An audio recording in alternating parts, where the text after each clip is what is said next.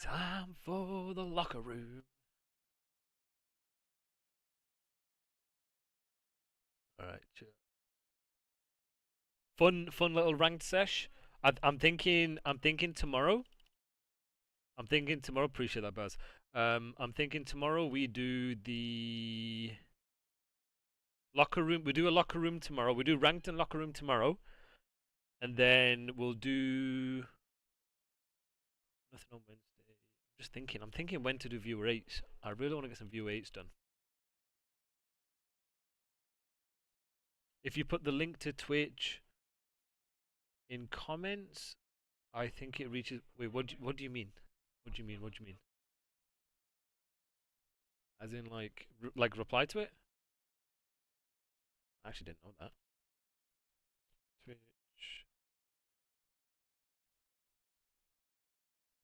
Like that? I could reply to it?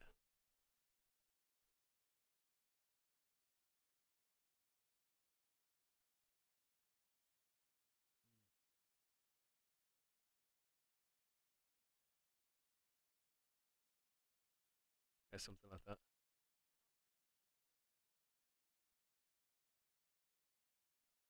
No, I got you. Appreciate it. No, you good, Ricky. Appreciate you, Rick. I don't care. It's just ranked. I really don't. I really don't give a fuck. I'm just shooting my gun in ranked, just having fun. It's not, it's not that deep. Alright, boys, listen up. It's time. It's time for this shit. Got you. Ideally, no, Nick. Ideally, I want to do this on my own so I can put it on YouTube. Ideally. When I do the locker room, I don't really like doing it with people.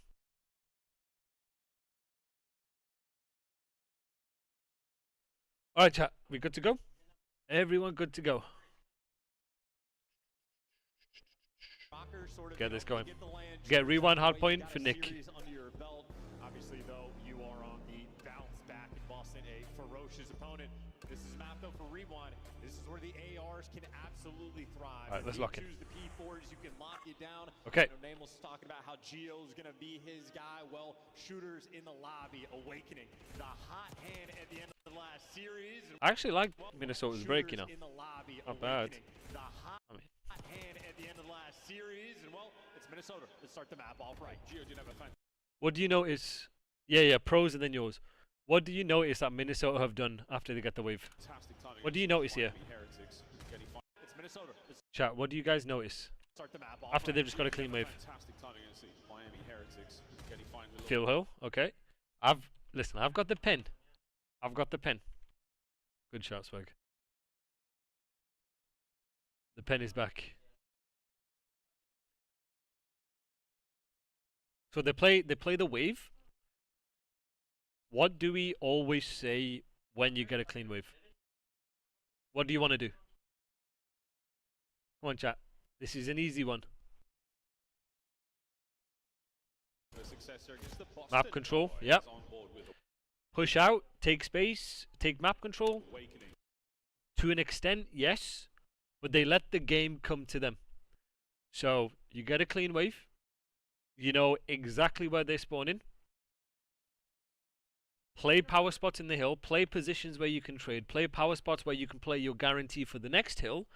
Especially with this spawn system. And you can have one person basically going rogue, having a free life. Spawning close anyway. It's a good combination of soaking time and then having a hive mind to then flip the wave after. So Minnesota do a decent job of it here. I don't like how static they are, but they are missing Wake and they're missing Cammy, so they're expecting at least one of them to do this. So they're playing their kills, and then they're going to go.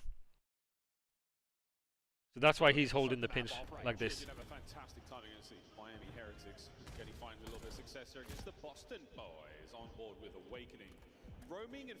This is I like what Estrel's doing here. Which team did you sub in for? You remember the roster? Ape to the spawn, jokes. Honestly, really good plays from Rocker. 30 seconds left. They can refill based on where they think they're spawning. He gets this spawn, which is a no map progression spawn. So now, right? So this is where what's good Actavis. So this is where chat your spawn that you get is very important, especially with the info that we get, and from a flow perspective. So right here, he gets a no map progression spawn, which means hey, none of the team are pushed past the 50-yard line of the hill. They're not progressing. Obviously, you get situations like this, but as soon as Estriel gets this spawn, he say, hey, there is someone through B Street, someone through Burger. When you guys watch me in ranked, I am pretty much predicting and anticipating based off my spawn exactly where they are. I've been 100% right in that. So right here, Estriel's like, yo, someone's B Street, someone can turn around and play for that. The rest of the guys can fill in. Word to Haggy, angle responsibility. Fill in wherever the gaps are in the setup based on where they're spawning, and then play the first kill and play the wave from there. Rocker had the spawn, so as far as the opening break goes, they're going to be incredibly happy for the situation they have. Purge, though, hyper. So right here, if number 2 is like, hey, someone's got through B Street or Burger, look where I spawned P2, then one can double check his timing Burger if needed. But they're just going to fill where necessary. Them two are pushing out, so they're blocking. Both of these teams are counter blocking, so you're going to get, if he stays alive, you're going to get, if he stayed alive, you'll get parallels there. So it all stems from number 5. For you guys who are old, for you regular viewers, when it comes to breaking a hill, first wave, second wave, what is the job of the first guy? What is the first guy's job? What does he need to make sure he's doing?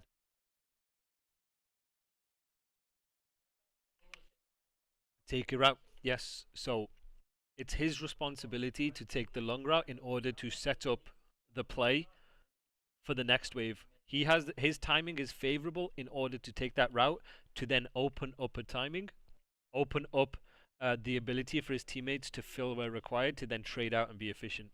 So this is a solid job from Purge here, taking that route. Again, if Estriel just comes to Ken, hey, I think someone's through B Street or Burger, just double check it, because look, you spawn here for a reason. Then Ken can deny his Burger timings because he's looking at B Street. He says, right, I don't see anything B Street. I might have got a bad time at Burger. It could have denied it. But then if Ken is then playing for that, that's one person out of the setup. The rest of his team can use that. Very good job from Purge here. So as far as the opening break goes, they're going to be incredibly happy for the situation they have. Purge, though, hyper intelligent player. Very good. Already taking long routes to break it down. So, what is good about the fact that Purge took that long route? Chat, what do you think is good about that? What do you notice from a mini-map perspective?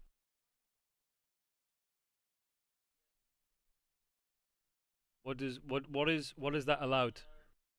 Got a pick, maybe the team. Yep, correct. Good job, Brighty. Good job, Swag. Yeah, absolutely. Look at the mini-map here.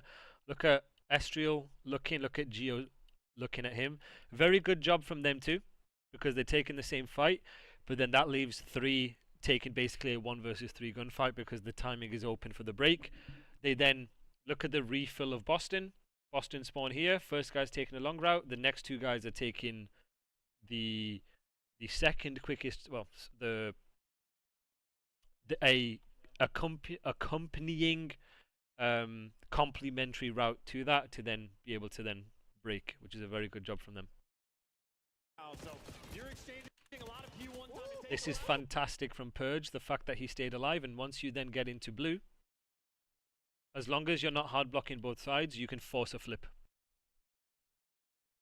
Yep, correct. Good job from 5 and 6, taking the same fight. Very good job. This is good teamwork right here. So now right here, what should 8 be saying? Evan is an incredibly intelligent player. Well, someone's got through B Street or Burger. Look at his spawn. So he should be saying that, which then gives info to 5 and 7. Draw 50-yard line. Someone's on this side of the map. He can say, hey, someone's B Street. Someone can turn around and play for it. 7 can micro bump to their side to play his 1. 5 can then pick up B Street. Obviously, they'll end up spawning in P2, and they can refill accordingly. Okay, guys. Question: What do you notice about the time now? What do we see about the time? What information are you guys absorbing based on the time? Sub 10 seconds. So what do we want to do? For you guys who are lurking, make sure you guys are getting involved. What do we want to do at 8 seconds left? We want to rotate. What is this called?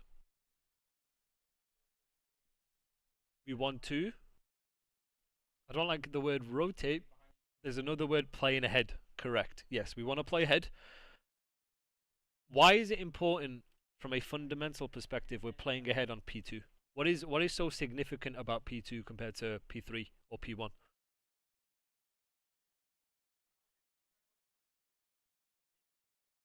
It's a money hill. Yeah, correct. Yeah, it is a money hill.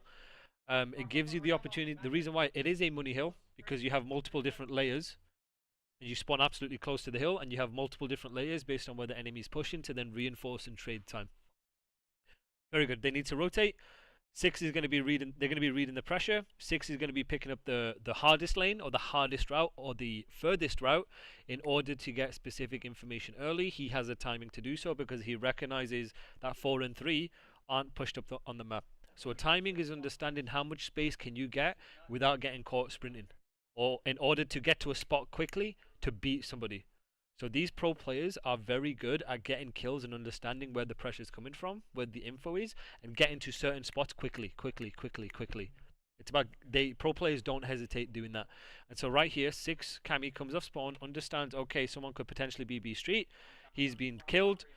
He knows he has the timing to get to whatever spot he wants to play his guarantee and information for the next wave. This is very good from Ken right here. You see 6? So once 5 spawns here, 6 knows, right, I have a free basically route to run through and deny this timing. Boston Breach will have spawns. Boston will be in control. Yeah, shout out to Purge for getting them these spawns. We'll see what the team can do with it. 20-point deficit they are making up from. And Purge. What do you guys notice about how Boston are playing this wave? What do you guys notice?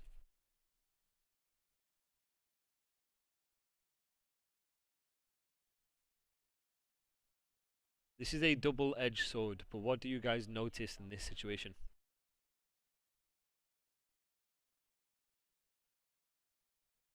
Letting the other teams initiate. Good answer. Okay. What else do you guys notice?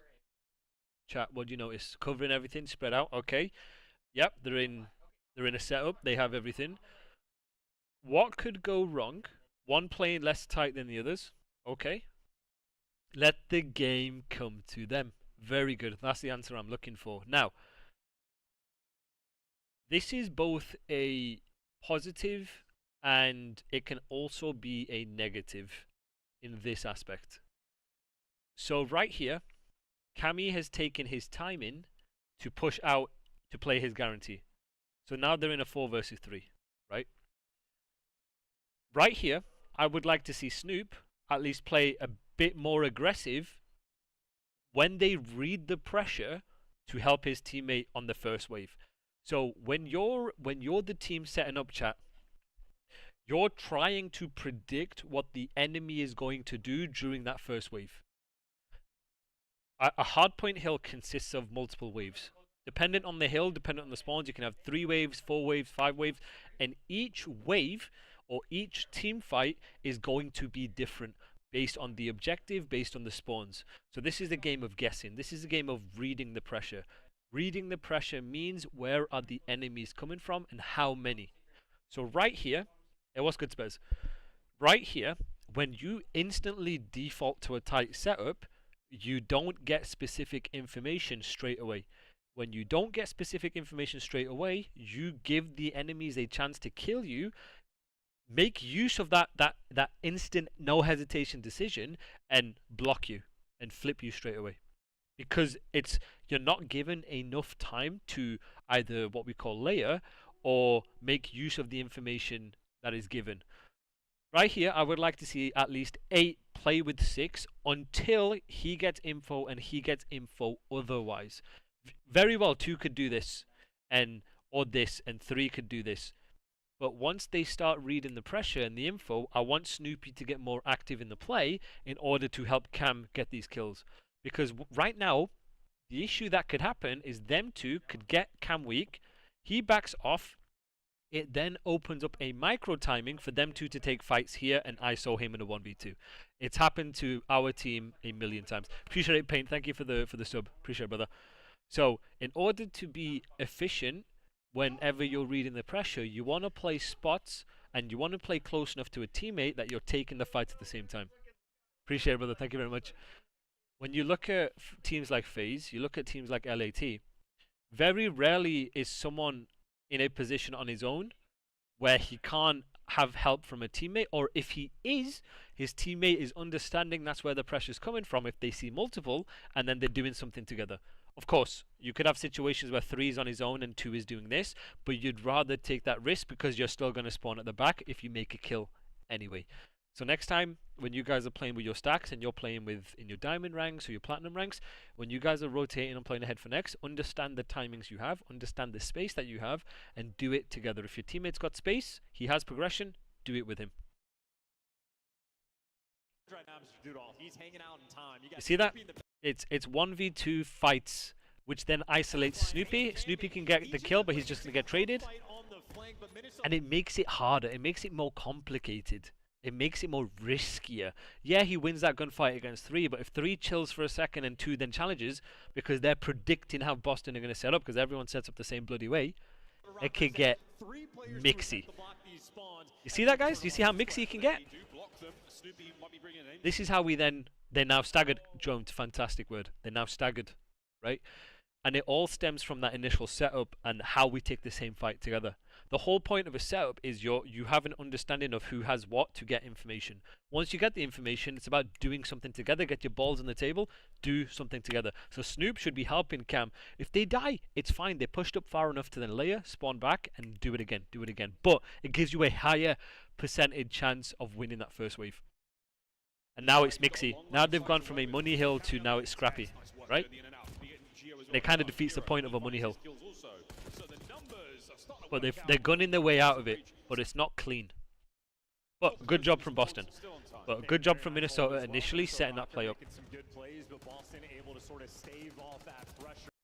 The more you play against pros, the more you watch pros, you understand professional players are creatures of repetition and habit. The more you play Call of Duty, the more you'll understand how teams want to set up. The more you'll understand tendencies. The more you'll understand things like that to then predict.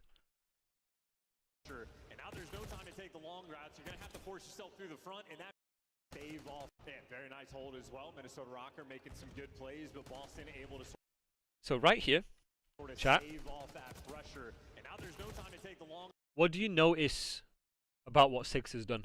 And I keep on preaching this for you guys who are here consistently. What has Six done that is good, and why is it good?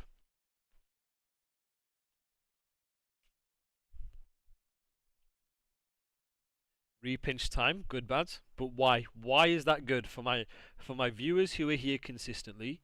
What do I call that after you get a wave? What has he done, and why is it good? There's 2 reasons. And also consider the time. I want you guys to consider the time element into it too. So that's part of the second answer. So yes, he's playing ahead.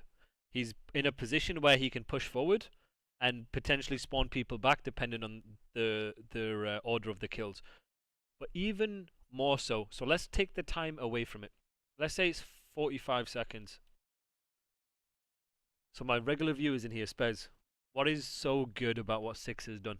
What is he doing? This is a concept I want you guys to continuously try and understand. Team shooting, good. I like that.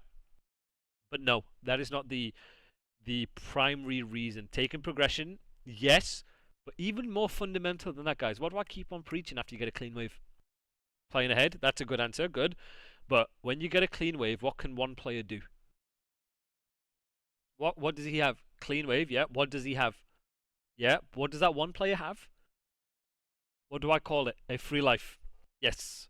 So, whenever you get a clean wave and you're denying the enemy team's progression, one player has the ability to have a free life. Not as much taking attention, but making good. This is a free life. When you have a free life, you are going to spawn close anyway. right? So the reason why the free life is so good is it gives you the ability to use your talent, take your timings, get mixy on the map, drag people away, whatever. But when you die and you deny their furthest pushed up player, you just spawn right next to the hill. So if he's getting kills here and he dies, you're just going to spawn here anyway, the closest towards the hill, maybe even like here. So it gives you the ability to get specific info to then trade out and take fights together. So right here, 6 is flanking. Cammy, Nero, and whoever this was is trying to fight 8. It's how we use teamwork. And then right here, absolutely fantastic answer. We've got a free life. Now you can push out P1 and spawn them behind you. You're gonna have to force yourself through the front, and that means So he can keep playing. clean up kills from Cammy, already taking routes over to New, and the question is, And then next wave, they can flip him. He's sliding, he's trying to find the route, and the concussion's landing on top of him. Very good from Cam. Very, very. Now they have 2 people spawning out. Still got to kill him. There we go. Finally, Gio gets into it. Right? See 2 people spawning out. So now hard point over we go. Through the middle of the map. Very.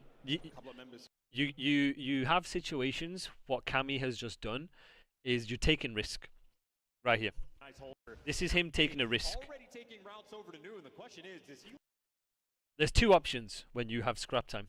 When you have scrap time, you're in a 3 versus 4 for New. But you have 2 options. Option number 1, if you can see it, option number 1 is you can take risk, take a timing to flip. Or option number 2 is play for scams.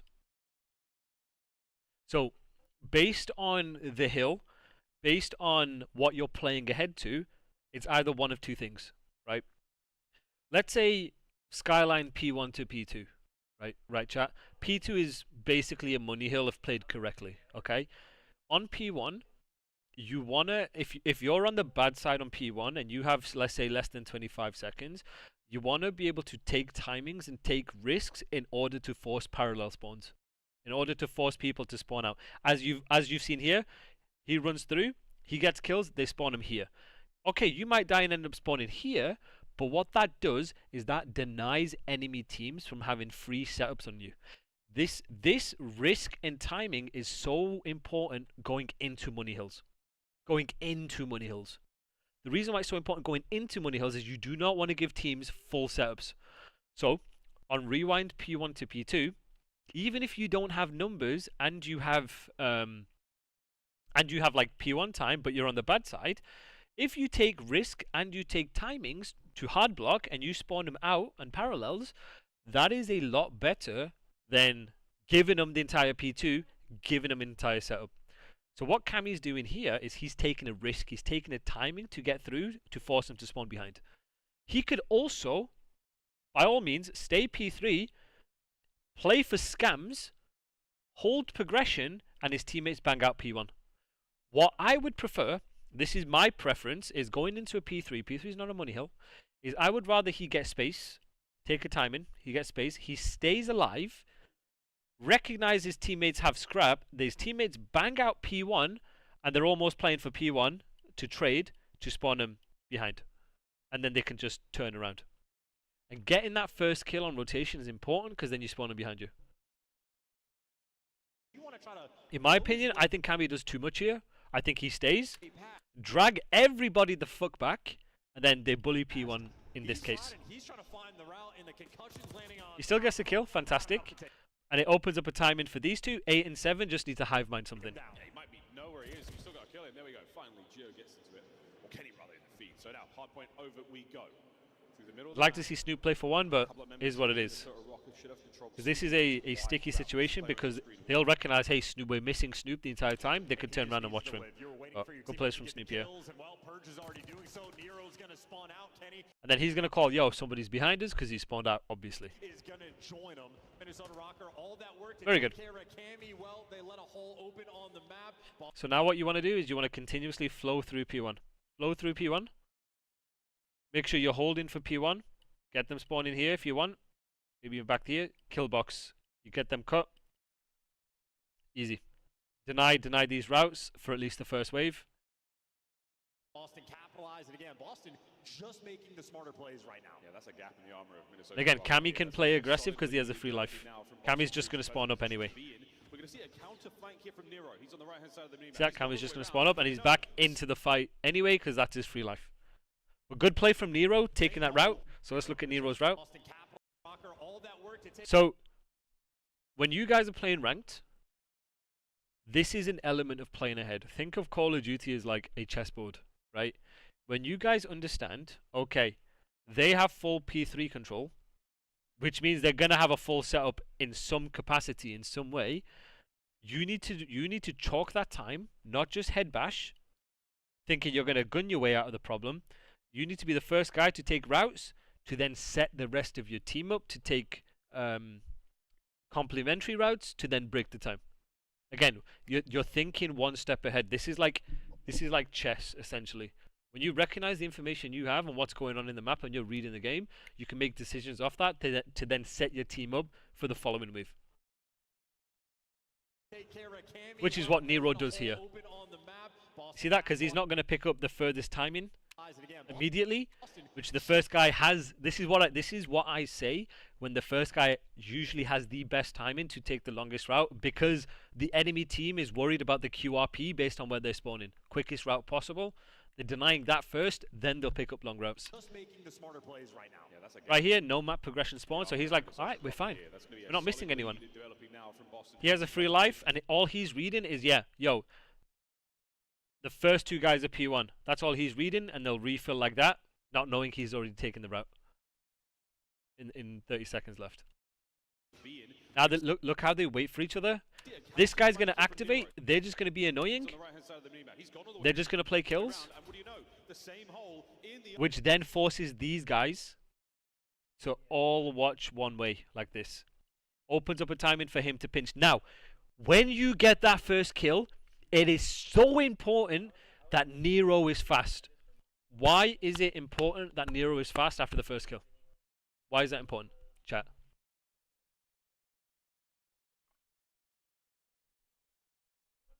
But what?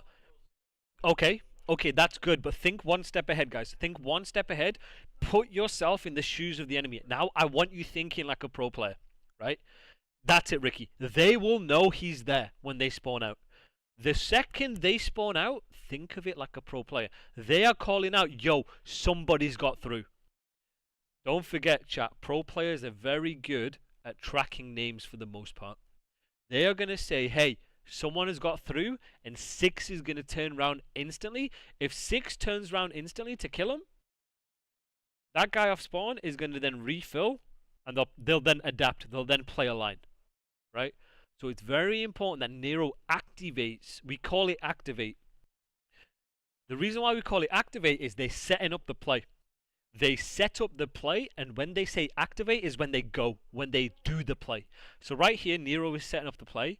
These guys are setting up the play, right? But as soon as they get that first kill, it's a 4 versus 3. Guys, what do we want to do in a 4 versus 3? Chat, what do we want to do in a 4 versus 3 to play efficient COD? It's not a trick question. Collapse. We want to collapse, play your numbers. He's taking a route. So he's blocking these spawns here. They'll spawn them around here or maybe here, right?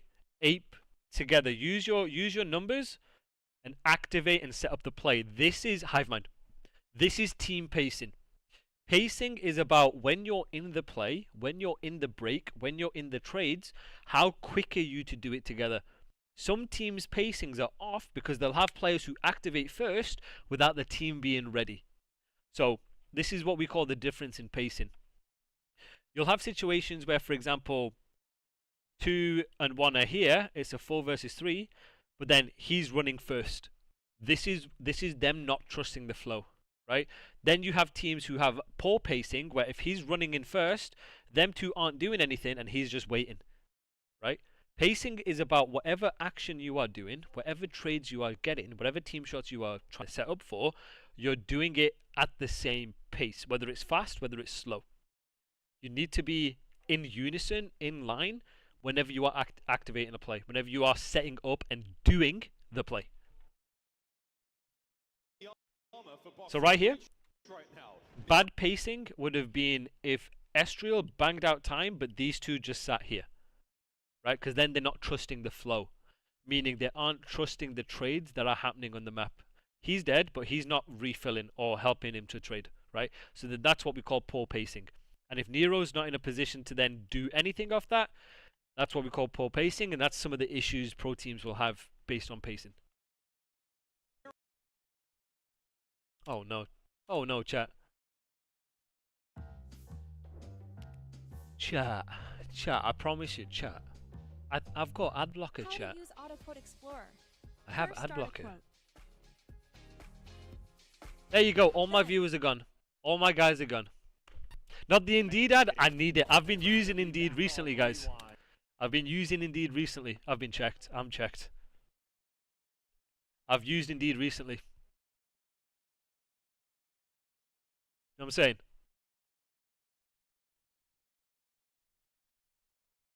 Yeah, she did.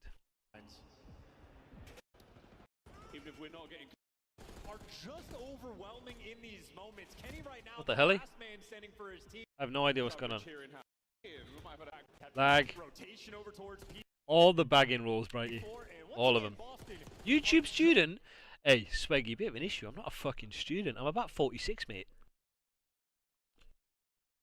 I'm a bit too old for that. overwhelming in these moments. Kenny right now, the last man standing for We ain't a his team, student, love. and it lasts but a half of a second. Right, so look at how Boston play this P1. Sequence we have had on this map. Boston had Let just the had game come to them. They've still This is how we layer.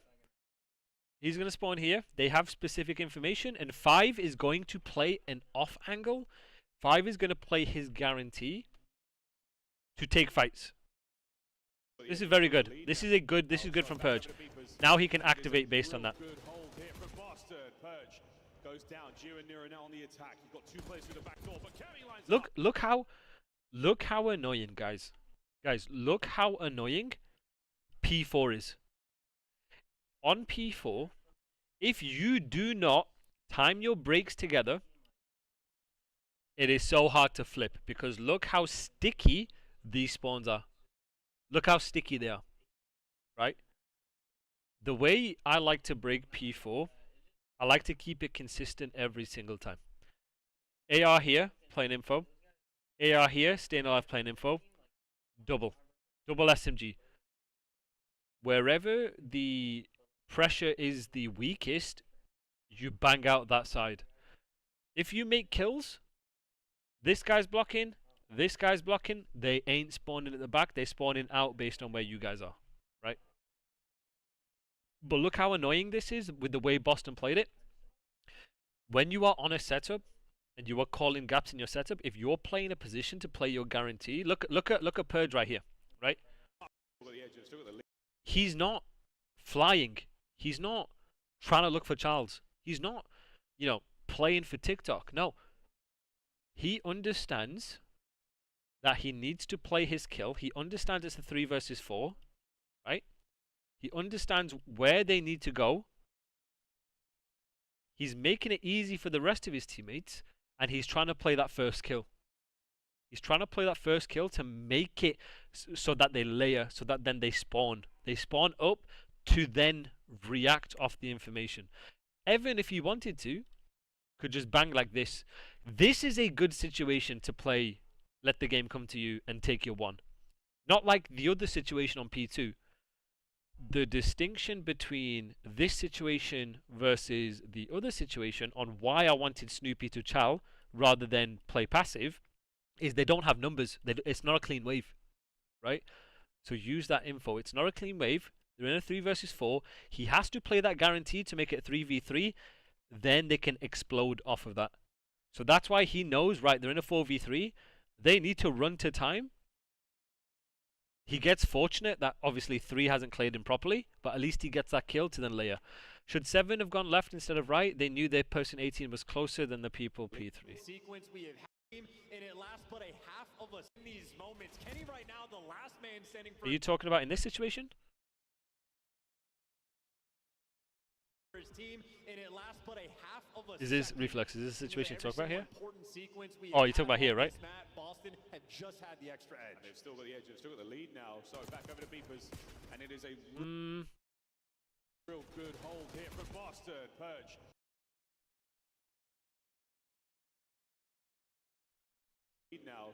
Well, I'm a bit confused with the situation you're talking about here.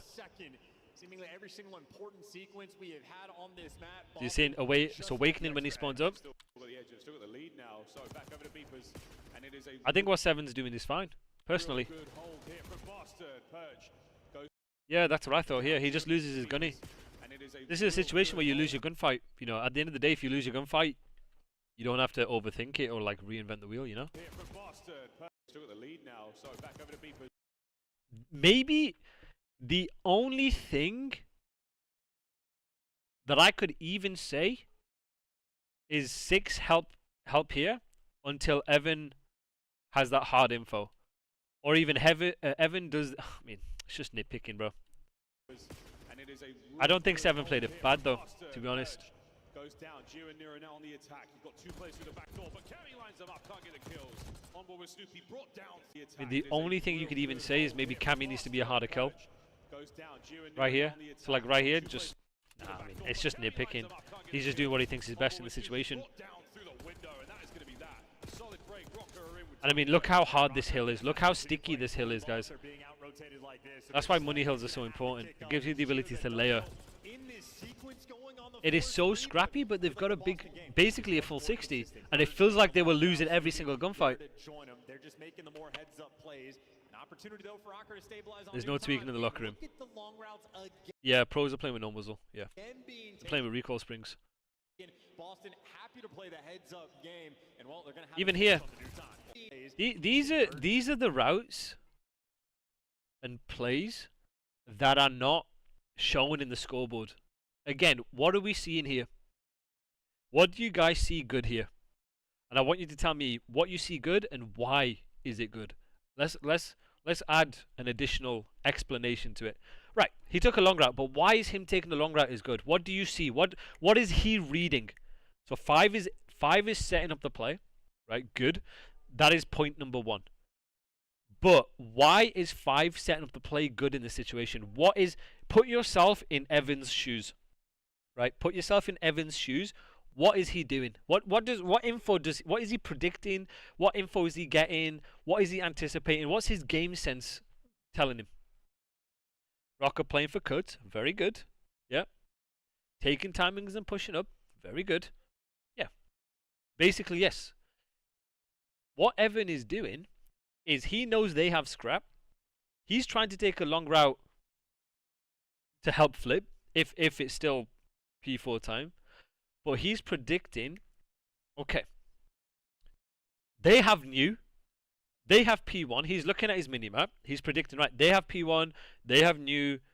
So I'm going to take a route to try and either get a scam or open up the map to drag people away if they're looking for it for my teammates. It's either you play for your scam or you set up a teammate to then take routes to then bully time.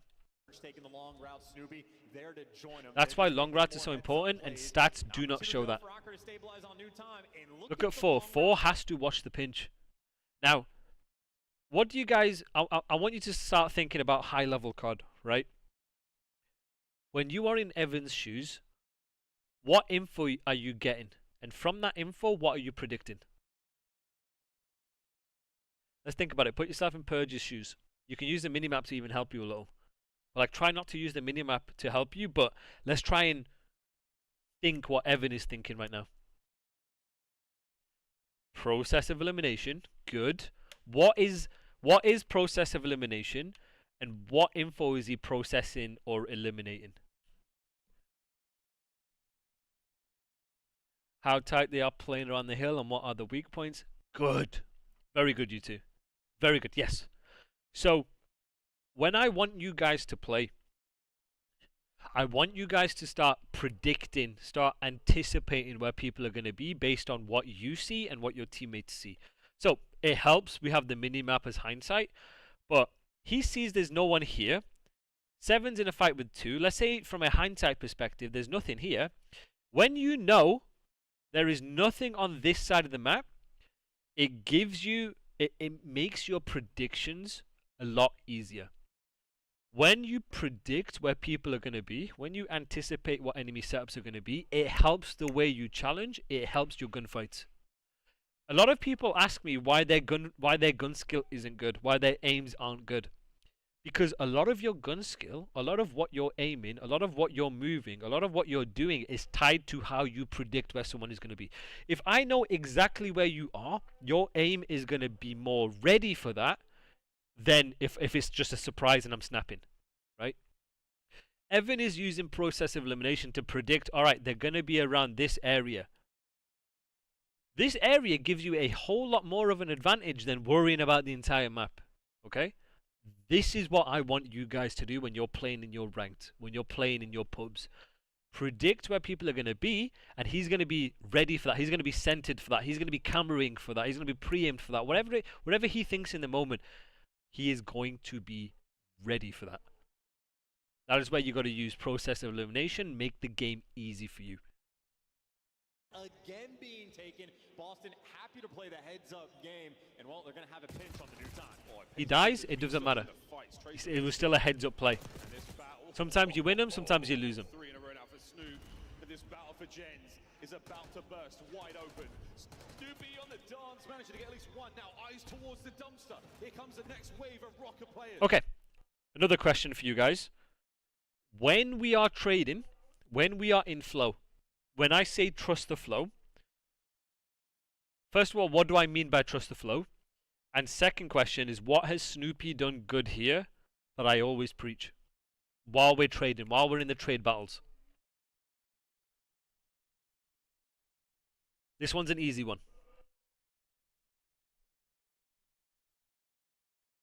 Making himself tradable, very good. Yep. Now, what has Snoopy done here, based on what map control Boston have, that has made a big difference to what Rocker could do?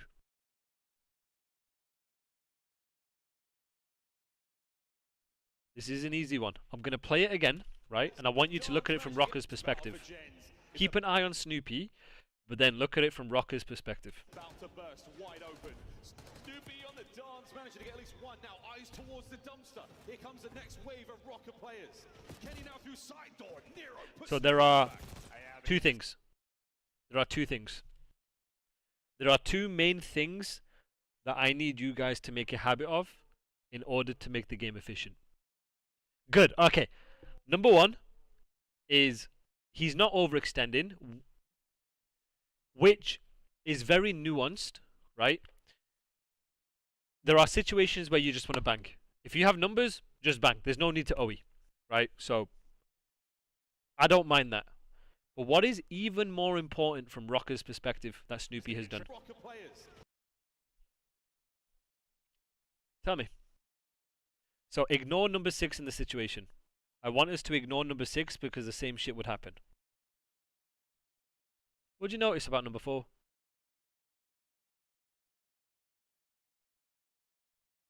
I like it from both 8 and 6. What have they done? But why? What do I call it?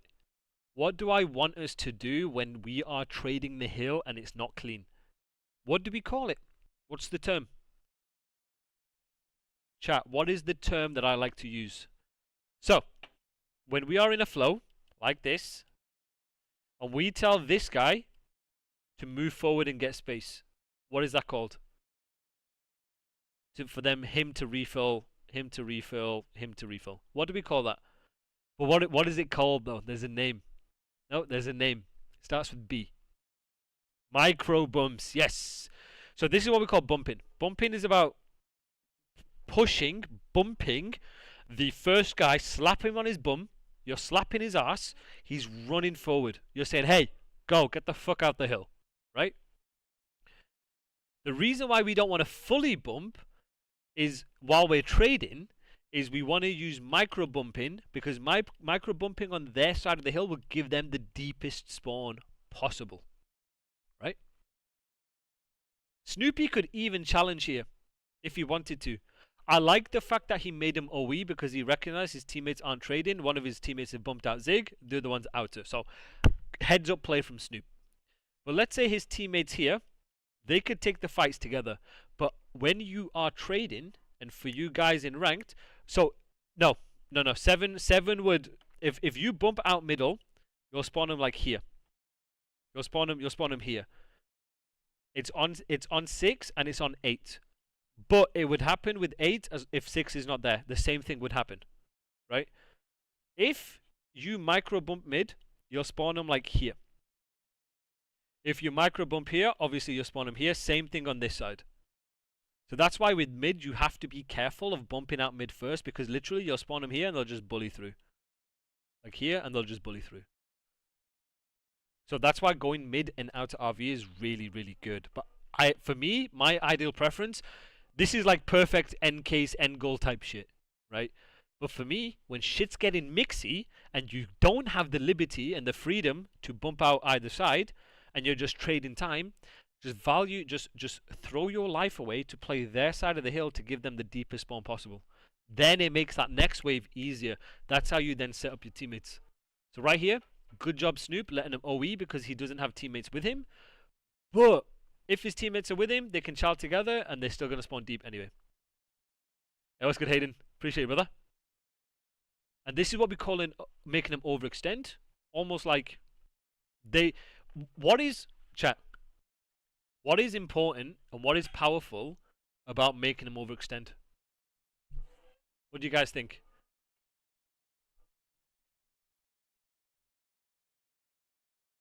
What is so important about making people overextend? And what situations do you want to make them overextend? Good answers. Yep. Pulls them out of position. Good. Good. Very good, Bads. Very, very good. Yes. Very good. Good answers. Now, this is at the pro level. This is how we think top down. This is how we think at the pro level now. You're not, at the pro level, you're not thinking about what's beneficial for you necessarily. You're thinking about how you can set your teammates up. You're thinking it from a macro chessboard perspective. You're thinking it from a we before me perspective. This is pro card. Yeah, sure. Snoop can play like he's ranked. He can, like me, slide cancel out, chow. Sure. But if he dies, then what? And if he dies here, at least you bought time to then trade because you have numbers. Ideally, you want to see them bang out together, but in this situation, when you don't have teammates, you want to buy time.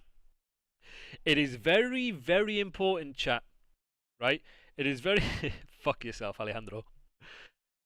It is very, very important, chat, when you do not have numbers and you are losing the trade battle, that you are very, very hard kills in the time. Let me use Hassi P2 as an example for you guys, okay? Just give me a second here. So let me give you an example, right? This is a very important distinction. Let's say this is Hassi P2, chat. And you guys are trading out.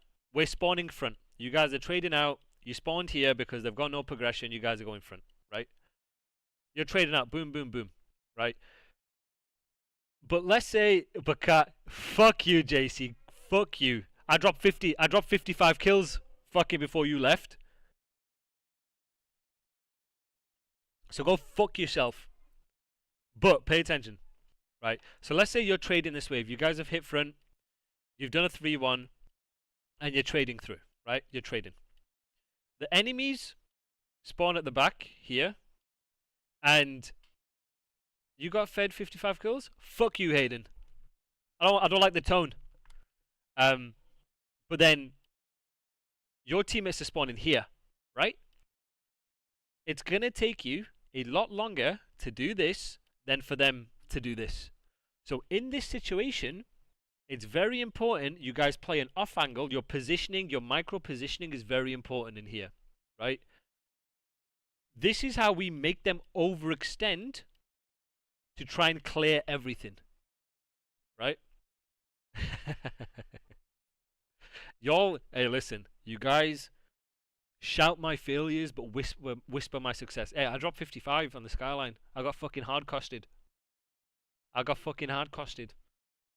Someone on my team had fucking 19, and JC left the game after on the skyline. What can I do? You kept baiting. Fuck yourself, JC. I'm flying in first. Oh my god, JC. Fuck yourself, JC. I appreciate you, Mike. Thank you so much for the raid. Appreciate it, brother. Alright, let's sit the fuck down. Let's lock the fuck in. Let's not get bogged down on who's baiting who. Because I swear to God, JC, you ain't flying in first. JC's not trusting the flow, chat. Don't be like JC, right? But JC's not trusting the fucking goddamn flow. Right. JC, you're getting me off my flow here. My main point is this. Appreciate you, Mark. Thank you so much, brother. Means a lot. Welcome, welcome, welcome. Right. This is my main point. Is when you know you're spawning out and their timings are better than yours, meaning they will get to the hill before you, they are able to chow before you, it is very important you are making them overextend to buy time. That way your teammates are in positions where you can then fight together. Once you're in positions where you're trusting the flow, or like someone's doing this shit, then you take fights together. You make them OE initially, then it's up to these guys to say, hey, let's take the same fights. Make them OE, so they turn round, the back is open, let's say some variation like this, they're fighting together, I don't know, something like this, right? Then, that's how you buy time, and then that's how you fight together. It's the same concept here. Kenny now through side door. Nero puts Snoopy on his back. Yeah, but he's just gonna get traded out instantly. That's Awakening able to pick up the big. Wear glasses to a function raid? Don't you say that about Mike? Come on. Another long route. Snoopy doing a fantastic job of playing his life. We're talking about the multi-time. Oh. When I dropped 69 kills, I swear to God, I was baiting everybody. I'm not even gonna lie. I was just mowing. The femboy raid? That's insane. I know, that is insane. Femboy my fucking ass. Look, making them OE. So same again here. If they wanted to, look at the time. So ignore the time for a second, right? Let's say there's 45 seconds left. Cammy's just made the kill. They can micro bump to their side, understanding, okay, they still spawn in here, but they'll spawn people slightly out, right? Then that way you spawn close, boom, you refill through time, and one slight play and the willingness to die and playing to win is gonna give you the ability to win the trades. The last man to be traded there for Boston, still on time. The trophy's not working out. It's not going to be a stick. I am not a fucking reflection of her, and I am not a lovely gentleman. I will tell you that for fucking free. Friendly fire, absolute pandemonium. Still on I will tell you that for free. I am the most toxic person you will ever fucking meet. still win the trades and hold time. Yeah, and that is just. Anyway, I'm getting sidetracked here, chat. So that's why, JC, is if you're the first fucking guy, I'm gonna need you to go, because I swear to God, I'm coming off spawn Skyline. My boy's P1, bro. I am overlapping him. JC, I'll die for you. 6 seconds and they get 40. You know what I'm saying, JC? You know what I'm saying? Next 4 hills, so they. I was in P4. I got a 2-piece P4. I'm shooting the third guy. I'm dying. But where are my teammates? JC's in closet. We're about to win. My boy. I said, JC, help me on the left. I see my boy running bottom bed. He didn't. I did. To be fair, I didn't wait. I fucking ran it down. I was feeling. I just got a 2-piece. I will start. Anyway, let's not get bogged down on who did what. Appreciate the tier 1, brother. Let's not get bogged down on who didn't do what. Let's not get bogged down that JC was chasing red dots. Let's fucking focus on this shit. So right here.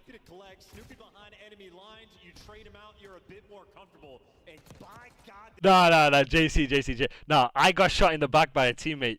I saw it. I saw the blue. 3 fucking bullets in my ass. Nah, JC, don't give me that shit. Alright, let's not get bogged down here, guys. Come on. Alright, chat. I saw you guys slammed my ass. Yeah, my stream. No. You didn't see shit, JC. Alright, JC, you answer this. How do Boston go about breaking P1 and why is it good? This one's for JC. Nobody else answer. JC, you answer this. You want to give it? You want to give it? Let's see.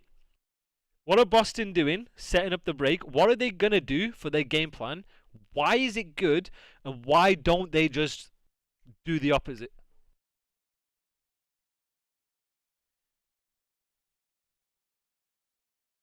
So why is that good?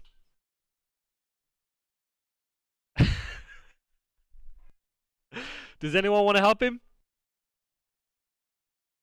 Does anyone want to take this question?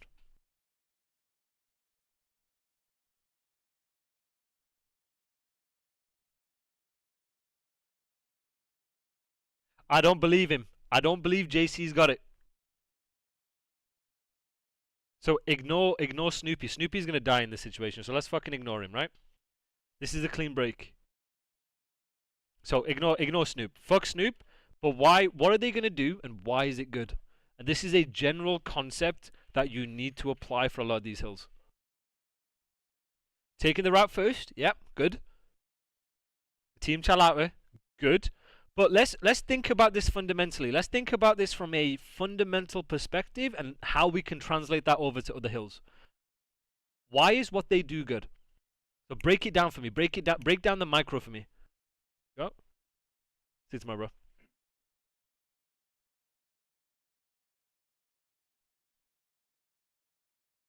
So right here, ignore Snoopy. Ignore Snoopy whatsoever, because they would still spawn here regardless, right? They're still going to spawn there because of the no map progression, right? They'll spawn like somewhere like here, right? So Snoopy, ignore him. Let's Baz, no, ignore Snoopy right now. I want Snoopy to be irrelevant in this situation. I want you to think from a micro why going to B Street for P1 is the correct play to break it. What's the advantages of P1, of holding P1 from this side? What can you do?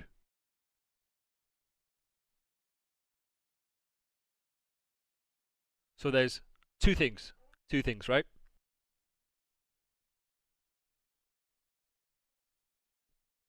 They can push it out if they win trades for P2. Okay, good. I like that. So the reason why they go B Street first compared to just aping out glass is it's an easy blender. Correct. Good. With some of these hills, you need to understand when teams are in a full setup, what is a easy blender. Some hills, you can ape from the front.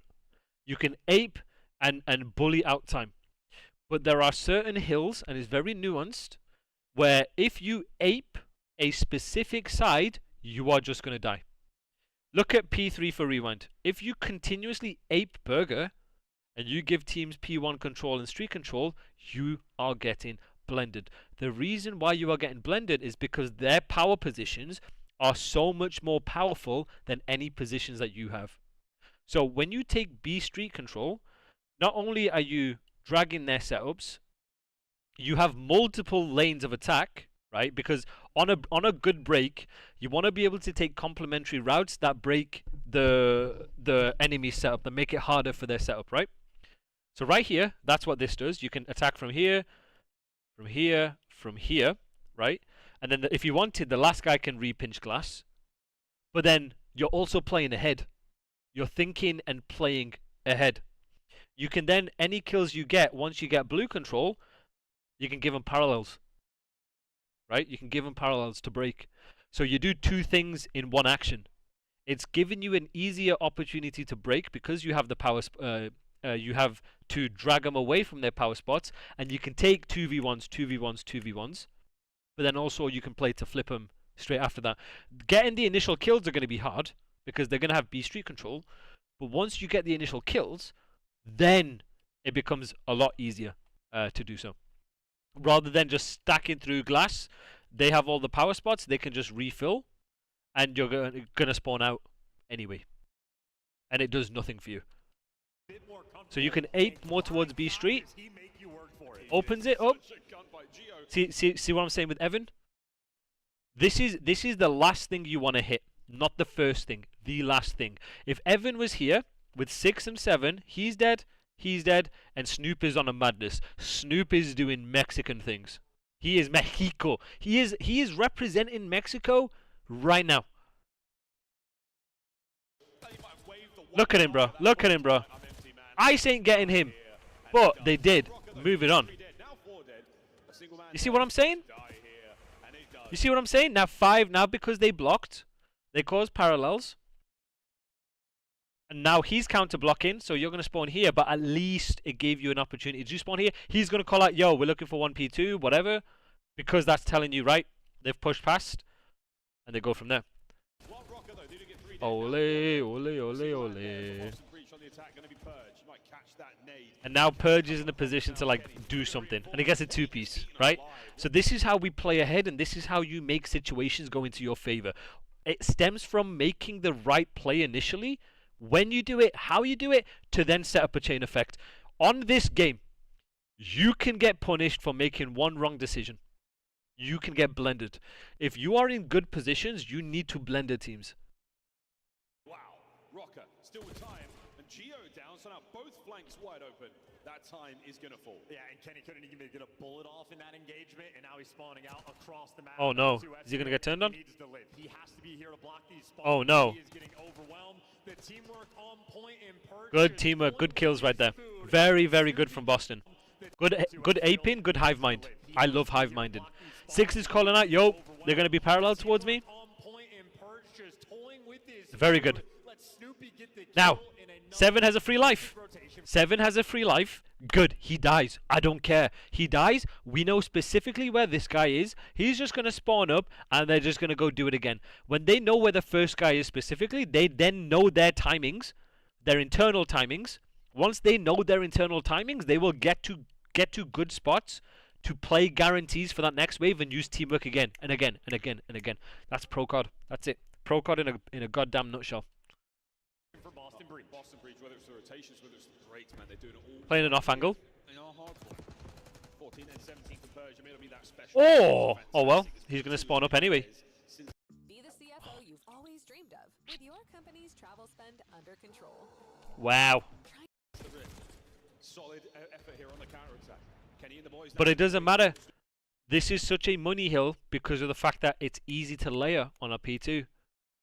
DJ, Stu, you better get that fucking thing back. You better be standing to attention or I'm not starting it.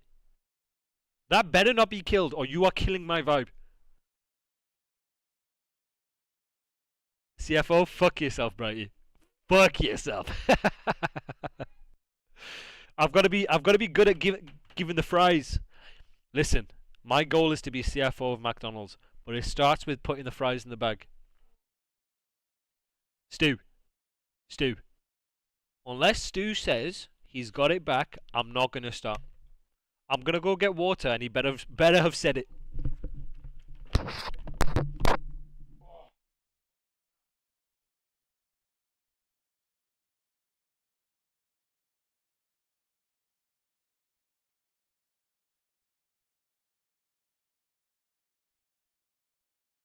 It's back. He's back. Right. We're good. We're good. I put the fries in the bag. We good. We back. That's what I'm saying. The only sort of I don't like this positioning from Evan here. I would much rather he plays. I mean, it's difficult to say because right here you fuck yourself. But it's like he got no hit reg though. Yeah, I mean. Perfect rotation for Boston Breach, whether it's the rotations, whether it's the breaks, man. Yeah, I mean, I don't blame. I mean, to be fair, that guy should be dead. I'm not even gonna nitpick that. I think the positioning's okay. I would rather him use his left stick in a circle. Whenever you lay down, general rule, move your goddamn left stick in like a circle because it activates rotational aim assist. If you lay down like this, look, you get no aim assist. If he had aim assist, I'm pretty sure he would have killed him.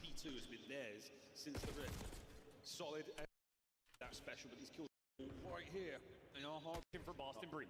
Whether it's the rotations, whether it's the breaks, man, they're doing it all right here. So right here,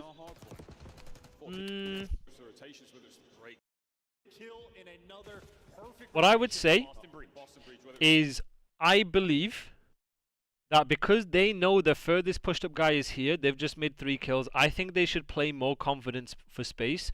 I think their P2 is the same issue we had in the first P2. Is if your teammates or your furthest pushed up guy is getting space, so in this case Evan is getting space, I want someone to help him. I want somebody to help him. And like we push out to get space and take timings rather than insta playing passive and defaulting tight, because that's how you layer. You're gonna still spawn here as long as you make kills. You're still gonna spawn there anyway, right? So I'm thinking in this case, I mean 8. You can in this case if you're reading the pressure to come here, right? I don't mind 8 pushes out with 5. 6 is gonna play time. That guy is just gonna spawn here anyway, and then he can just refill like this, and they could just play tight on time. For Boston Breach, whether it's the rotations, whether it's the breaks, man, they're doing it all right here. They are hardcore. I'm saying, so when 7 spawns here, you know they're not anywhere close to time. 14 and 17 for Purge. It'll be that special. So imagine if 8 was already here, at least trying to help, I guess. Tools are fantastic, as P2 has been theirs since the Rift. Solid effort here on the But now they're forced to play tight. Now they're just going to help each other play tight. Well, good job from Evan here. Now they just bang this last guy. That's why P2 is so, like, so dodgy sometimes. Now 7 has a free life. As long as these 3 guys play safety net positions, and they play good spots, he can do whatever the fuck he wants. Go get specific info. Go make a kill. Go slow him down. You're still gonna spawn good. There you go, perfect. There you go, perfect. This is perfect from Big Wake. Free life, full 60. Now they can push through and flip him behind. Play for P1. They can force trades P1. When they force trades P1 in round, they'll spawn behind him. Rocker's in the blend, yep.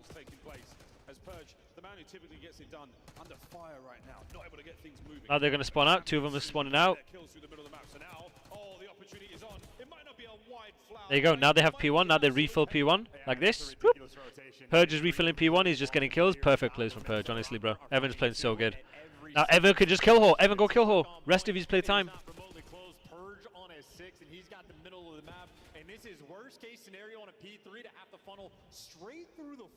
Yeah, funneling here is so terrible. Right now for Breach. Close enough to the time. Purge still on that spree. The 6 is there for it. 7 denied by Kenny. Maybe not.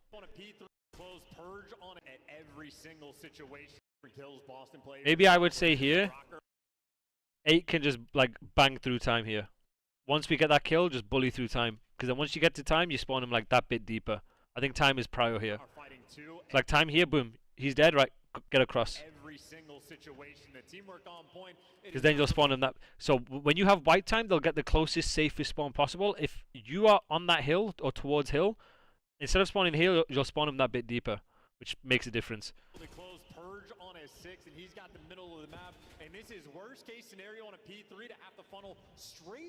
Well, not the end of the world. End up just losing gunfights, and then Purge just has to stay alive to activate the next play.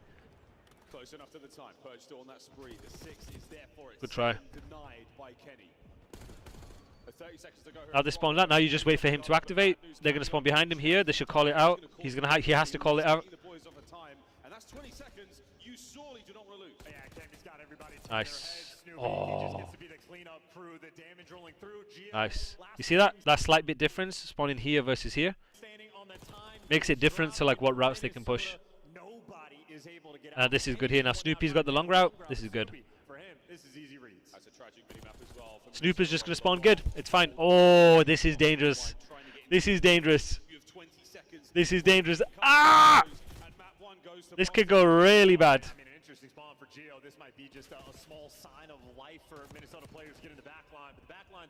Wow, that could have went real bad.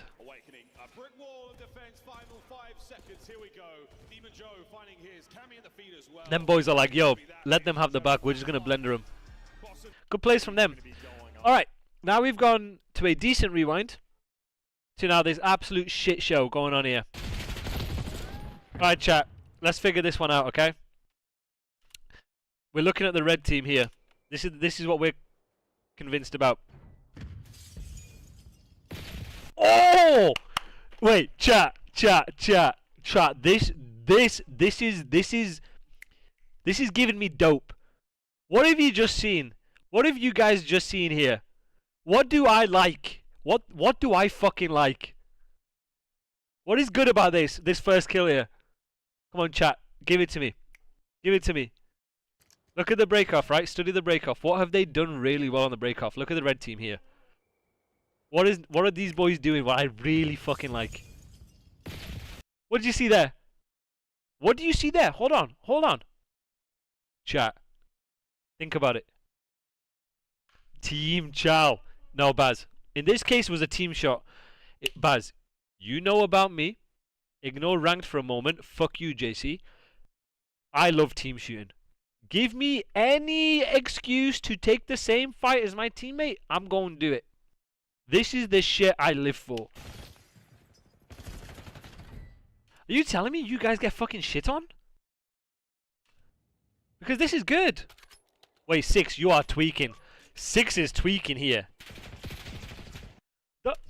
Bro, okay. Right, hold on.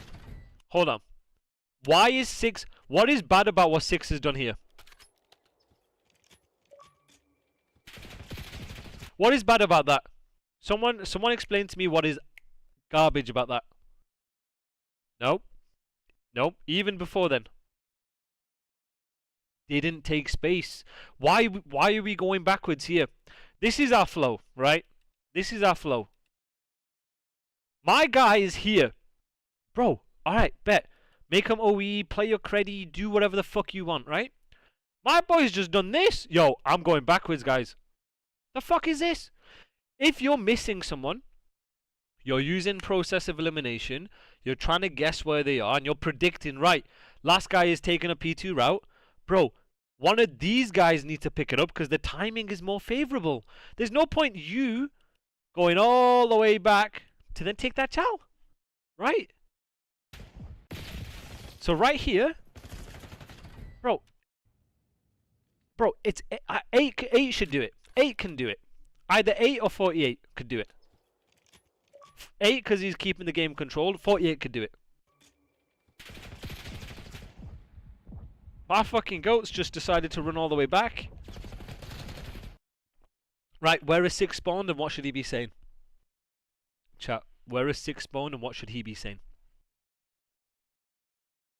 What info should that give 8? What are we watching? Yep. Oh, what are we watching? We're watching Convict's team. Spawned P2, watch burger. Yeah, watch B Street or watch burger. That's it. Yeah, so 8 should be helping here. Trust number 7 to watch his own route, or even like mid street. He can play either or, right? Bro, help your mid street because that's when you know they spawn in here. You should know during that clean ass wave they spawn in here, so they're going B street. So you should be predicting what routes they're gonna take. Good job letting the game come to you, but you gotta make sure you trust your intuition. Trust it.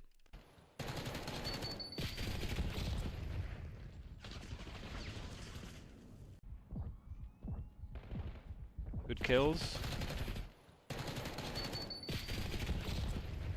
This is fine. I don't mind this. Good info still. 24 seconds left. Right, we want to start thinking about playing ahead. Let's start denying these routes, playing ahead.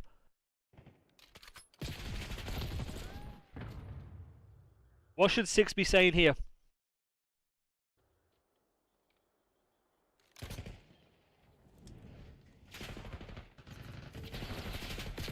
This is fine so far. Hold on.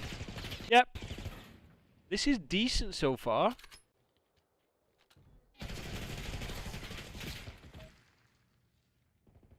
I don't mind it, guys. I really think this is fine. I really like the way 8 is playing because you're playing hard for that info and you're going to spawn good anyway. Alright, one issue I have. One issue I have right now. What do you guys see was an issue? What do you guys see was an issue right here? Look at the minimap again. Look at the red team, chat. Not necessarily. No. What is one of the most important things, word to Duarte, when it comes to holding a setup or playing some sort of a setup in a flow?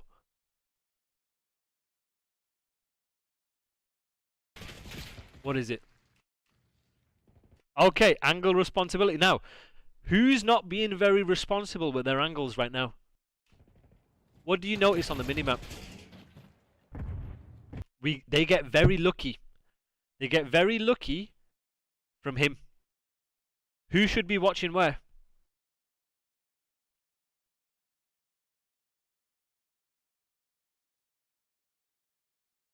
Come on, chat.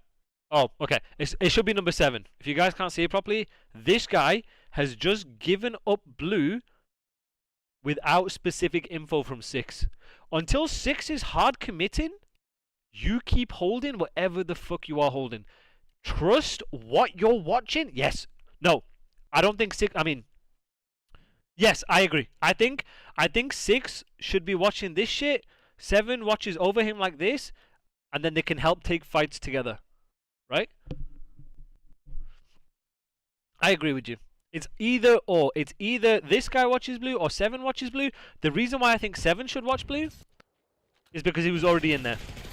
You might as well just lay down and just watch the OE. And then 8 can be in a position to back off and like play his life once he gets like 1 kill. Right? You can watch this. 6 is already here. This is fine. It's just we give it up for no reason.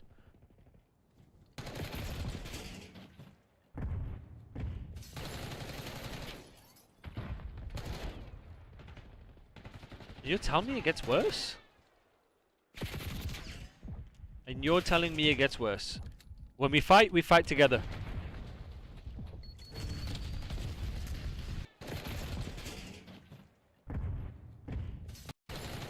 Okay, this is alright.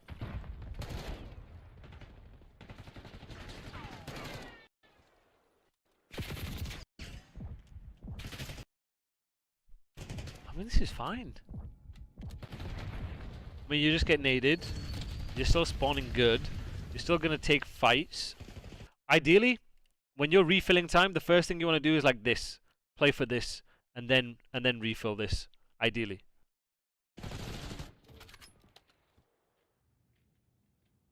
Yeah, perfect. Basically exactly like this, but the wave before. This is perfect. Right, 25 seconds. What do we want to do? Chat, what do we want to do at 25 seconds? Let's keep it fundamental. What do we want to do, chat?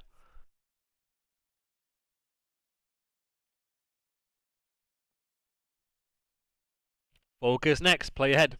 So the way we can do that is take your mass, take your numbers, bully and force trades, hive mind, ape something together. What teams do is they'll hive mind P1, keep that P1 control, and force you to spawn out here. Then they'll have everything cut. This is fine. Right. I would like to see 7 and 6 bump out P1. Oh. You would have. We're too slow here. Bump out something here. Force trades P1 here. You know what I mean? So, an issue I'm having right now is you're very, very slow to bump out P1. We're trying to think ahead, right? Because teams are going to chalk it. Bully P1 together. So right here. It should have been faster here anyway. So right here, after we kill 3, 24 seconds. After we kill this guy, we should be going. Go, go. Minimap perspective aside, I don't care if 4 is like also here or 4 is here. I don't care. Minimap aside, we have to go. Go so we can flip them behind. Like we're so slow here. We just gotta go and die. If they hit ult, fine, let them. 8 has to go. 7. This I don't like, chat. Chat. What is this? What is bad about this right here from a fundamental perspective? What is going on here? This is 6, 8, 7, 48. What is wrong about this? Flow is messed. I do not like overlapping. I hate it. What we have just done is 7 is overlapped 8. It fucks over your teammates and it fucks over timings. There's no bump. This is like a chain. When you play, it's a chain. You're chaining together. You're moving together. 8 should already be elephant and 7 should be helping him. Like this. And then 48 plays time to then re-pinch burger. When you don't trust the flow, it pisses me off because these are micro habits from here that translate over to other things. If you're not going to do it when the pressure's off, you're not going to do it when the pressure's on. Exactly. Yeah, exactly.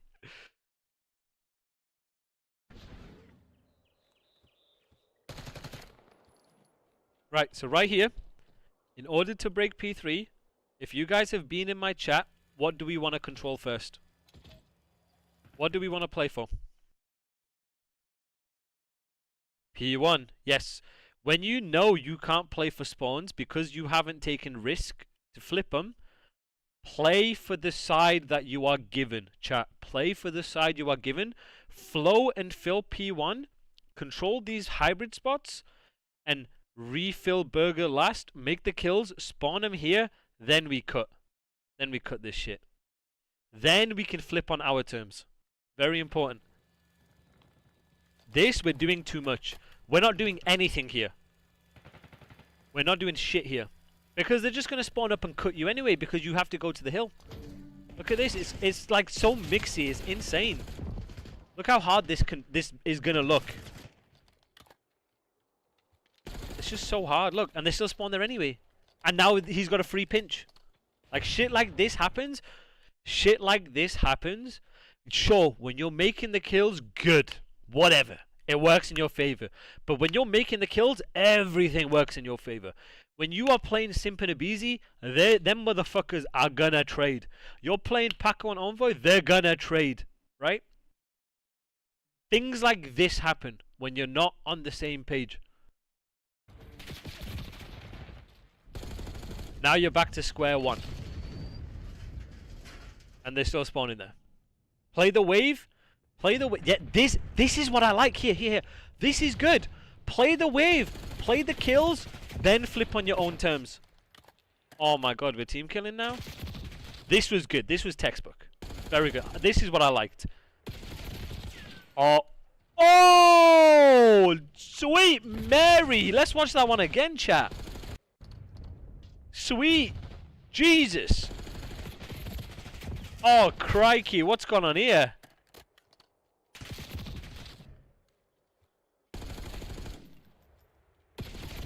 Oh, ho, ho, ho.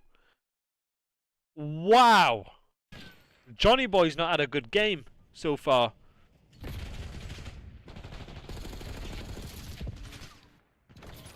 Nice. We're making kills. Oh my god. Guys. Guys, what are we doing here? Like, do we not give a fuck about, like playing to block? Do we just not care anymore?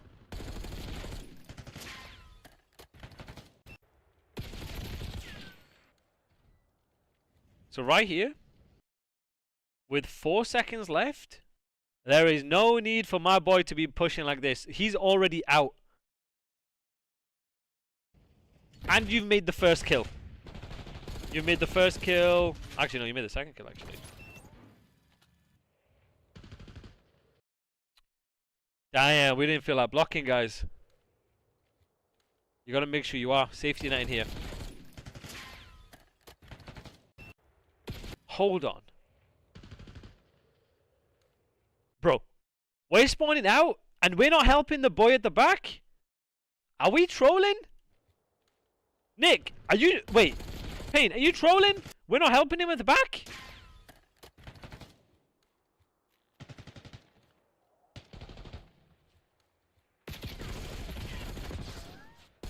Oh, we are trolling. Yeah, you get this spawn for a reason. Right? We get this spawn for a reason. Right? Someone's got through. Even if you do not know that someone has spawned out for whatever reason, you should know at this point, if you're not spawning where you're expected to spawn, someone's spawned in. For whatever reason you don't read that, you know someone's through B Street. Like, this is the priority. The reason why this is the priority is because of how sticky this goddamn spawn is. You do not give the enemy team good spawns because of how goddamn sticky it is. You've basically gifted them a fucking glue trap right here. This is a goddamn glue trap of a spawn, these two spawns here. It's like, here, take it. It's so hard to break this hill, but take it. So like here, we should be, bro, the first guy should be doing this, the second guy can do this. Right? Double down, double the back, first guy towards the back, open up that timing for the second guy to take a chow. You've got crossfires here. Natural crossfires because you're taking complementary routes. This is flow. We're filling in the right thing. You spawn here, fill in the right thing first. Yeah, you give him spawns out of fucking sympathy. My boy 7 is like, what the fuck is going on? Where's my free life? My boy 7 is like, yo, I'm going rogue. Let me have a free life. I've got a 2-piece. I'm going to trade. Never mind. I'm going to spawn out. My boy's looking around like, what the fuck's going on?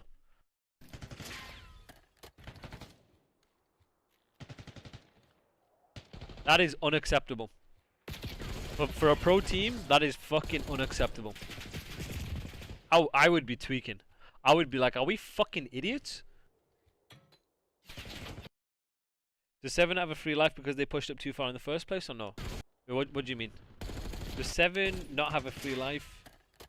7 has a free fucking life. We just gotta make sure we're goddamn blocking. First of all, we gotta make sure we're blocking. No, actually, 7 should have been the one blocking in the first place. But the fact that he doesn't block, whatever, like that's a mistake. You don't make a mistake on top of another mistake on top of another mistake. You then spawn up here. You recognize why you spawn up. You have to refill the right shit first to then not make another mistake compounded on another mistake. He shouldn't have pushed up as far as he did. Fuck it, he's pushed up. We adapt. We don't make a mistake on top of a mistake. Like whatever. Like he should be here. Whatever doesn't happen. We gotta play up for it because we could still salvage the situation by filling in the right shit first. Like you should be turning around, going boom, boom, and let 7 do his thing. That's how we adapt and salvage the situation. It's not perfect. I don't give a fuck. It's not perfect. Okay, it's slightly idiotic. All right, we made the mistake. You're gonna make a mistake in a pro game. You make a mistake, you have to not make more mistakes on top of it and adapt from it.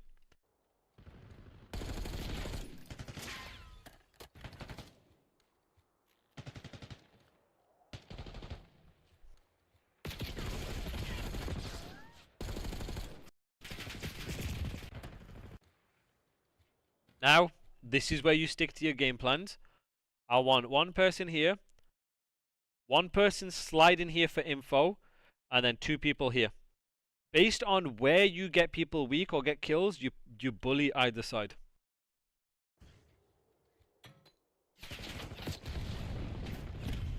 So right here, it would have been perfect if you guys ran through here, ISO'd him, bullied through. He's dead. You're taking 2v1s, 2v1s, 2v1s. He's irrelevant. You spawn in, they're going to spawn either here or they'll spawn like super far out. That's where having game plans after you get a wave makes it easy for you. Because then right here, the reason why we play both sides and stay the fuck alive is so you block here, you block here. They spawn the fuck out. You're not playing Nazi zombies. Last thing you want to do for these money hills is play Nazi zombies, so kill efficiency and pacing is very important. So right here, he dies, boom. 7, continue to play for here. 8, play for here. Pull out an AR if you need to, if you're the first 2 guys. 6 and 48, play courtyard. 7 just needs to buy time. 7 would be around 18, just playing time, getting info on these 2. 6 and 48 would be in here to help trade or bang through. Easy. Easy break. Easy goddamn break here. Because then 7 has info on 2.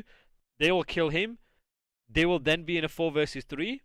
They can then use that timing to either nade, stun, ISO him and take the Charles here. You're spawning him out behind you. Very easy.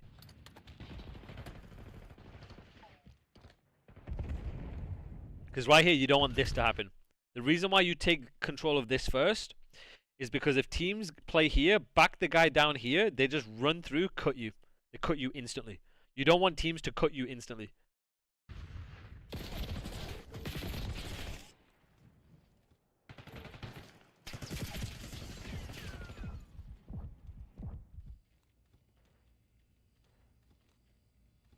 Okay, they're playing through P5.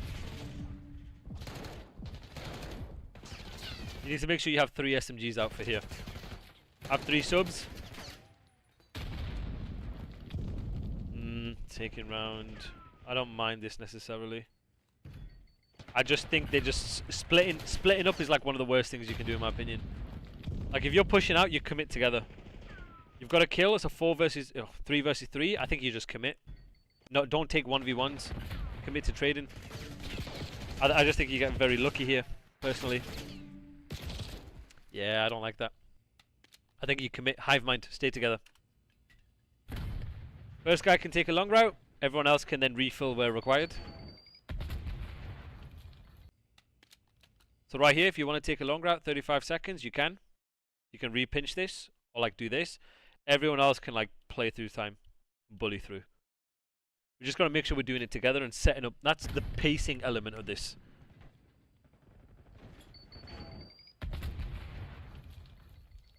Damn. Now these guys, he has to stay alive. So when you're in positions where you don't have numbers and you're holding a side but you spawn out, they're on your side, right? They're blocking you. They're on your side somewhere. You just have to play for guarantees. You have to play for kills here. You have to let them set up the play. The play is gone here. The play is gone. You're not going to win a 4 versus 2.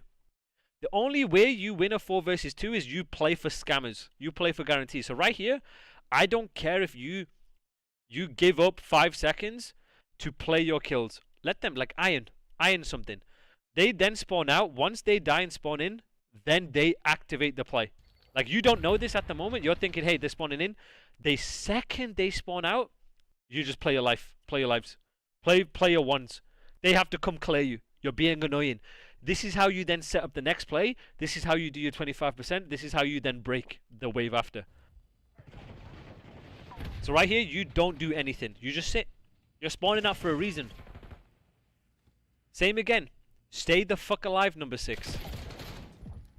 You guys stay the fuck alive. Then we can do something. Then do something together. God, I can't believe it goes downhill from here. Same again here. You get these spawns, take routes, go around, flip the map on them. Don't fight where they are the strongest. Don't fight where their pressure is. Go round. Flip the map on them. You get fucking lucky here. But you should be doing that in the first place. Wait for him to make the play.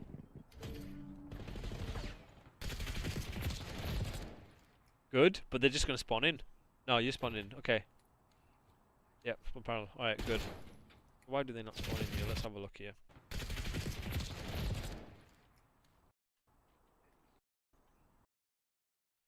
Probably the timings of the kills. Okay.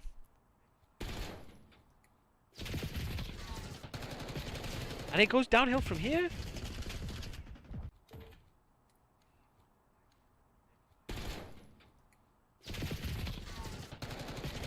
So right here, you just got to make sure you're playing B Street. Let these guys play inside.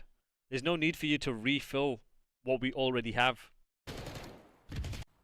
Fill the right lanes and then fight together. So you know you spawned here, which means someone's got past. Here, call it, yo, someone's P2, someone's pushed out gens. That's fine. We're playing for him. Trust your teammate and just sit. Once you get that kill, hold B Street with your teammate. Until you then read the pressure to then help your teammates. You're shifting for no reason right here. You're not trusting your teammates. And then you're giving them time in B Street. If you were already B Street, number 2's dead. You're not trusting the flow here. You're not trusting your teammates and trusting the flow. You spawn out, which means they've pushed through into blue. And they've got P2. Oh no. Oh no. Okay, that's fine. Right, now we take routes here. We've lost it. Now we take routes. Just gotta slow down now. You're in a blend. Now we slow the fuck down.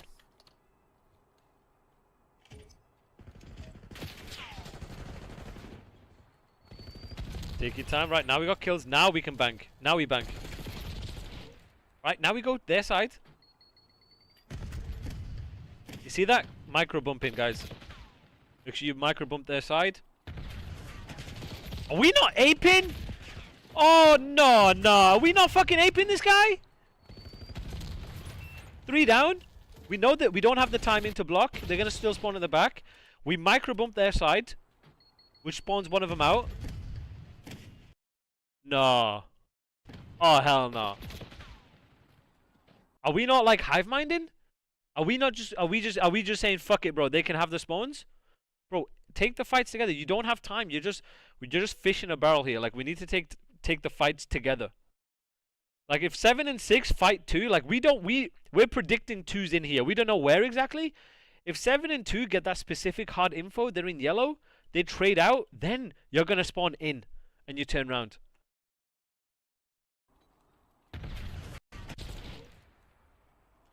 Yeah, but you need to, like, you can't just assume. You have to, like, make sure.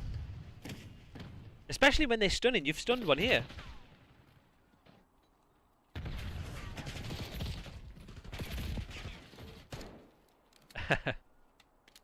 Alright, now we hit a 3-1 here.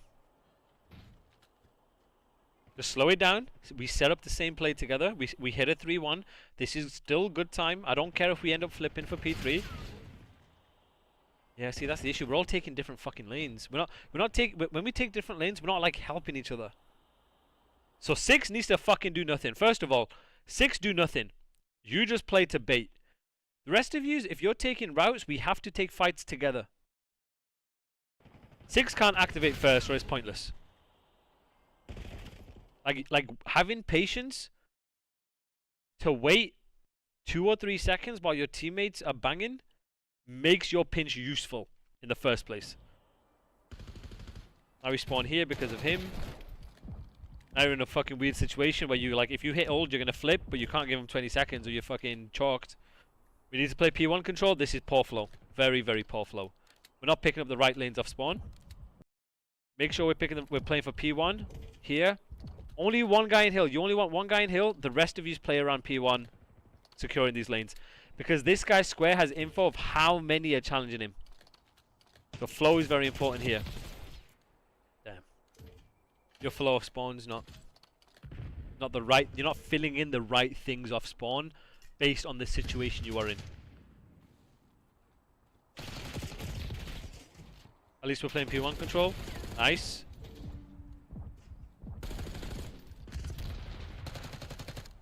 Right, we challenge him together. This is my issue. This is my fucking issue right here. There's no hive mind. We're not on the same page, whether that's communication or game plan, right? If number 7 is not going to play the wave and he's going to try and play and flip, you all need to play to fucking flip. You all got to go. Because then you're in situations like this where you're not hard blocking because of one kill and then you give him parallel, you spawn him out behind you. There's no hive mind. If you're going to flip, you flip together. If you're going to play the wave, you play together. It's not, you can't do both. Or you get situations where you're half in, half out, you flip one behind you, and you give him a free pinch. It's either you do it or you fucking don't. The map gets better? Jesus Christ.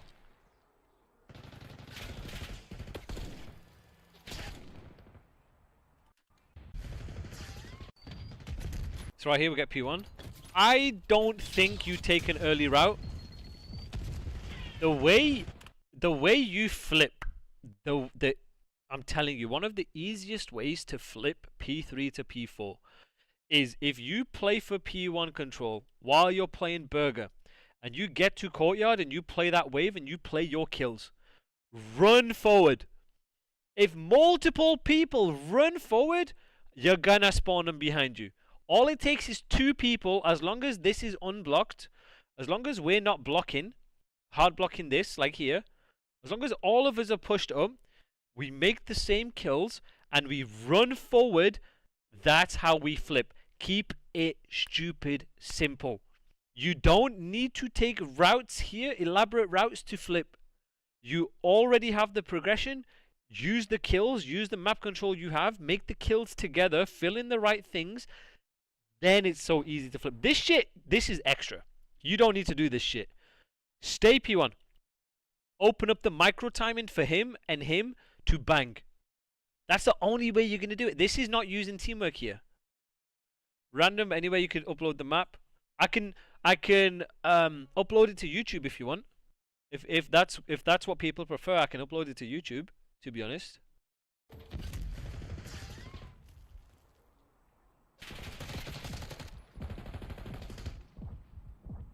You know, like, this is pointless. This shit was pointless right there. If you guys were already together, you would be flipping them.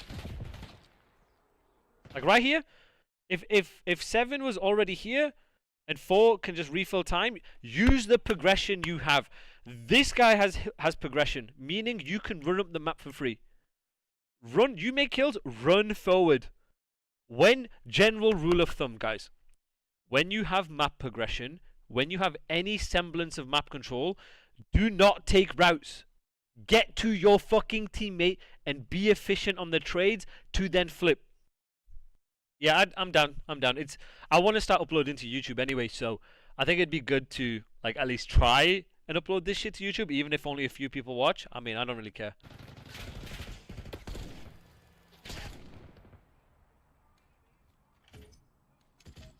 So right here, let's set up the break. This is pacing. Let's set up the fucking break. Let's wait for each other.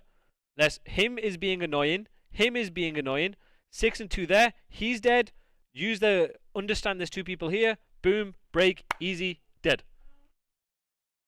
Yeah, I'm done. I'll upload all the locker rooms tomorrow if you guys want.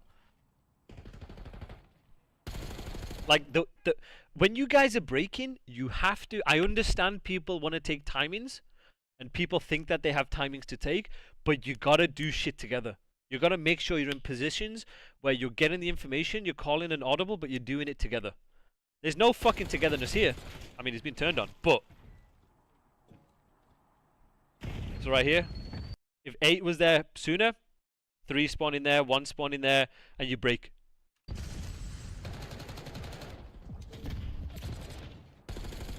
The fact that you guys lose this is actually pissing me off.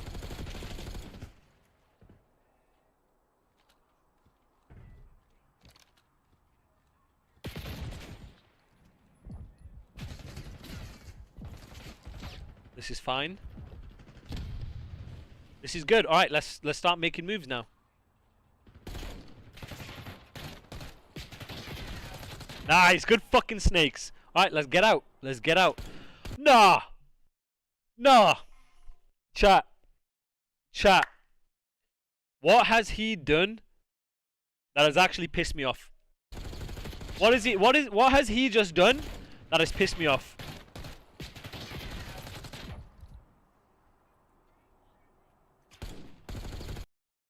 What has he just done?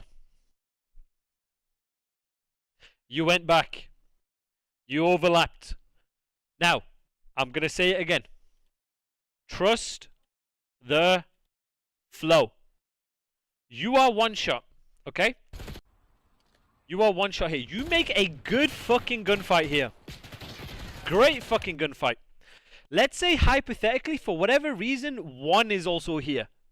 Your job is done. Run and set up your teammates to get the trade behind.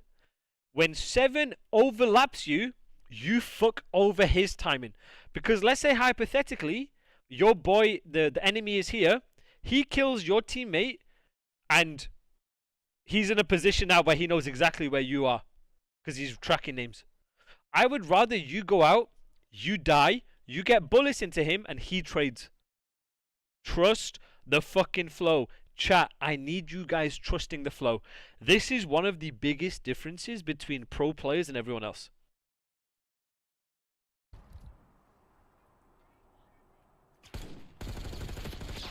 I don't give a fuck you got beamed off the head, like, truly. Like, stuff like that is just, you have to be on top of. You gotta trust the flow here.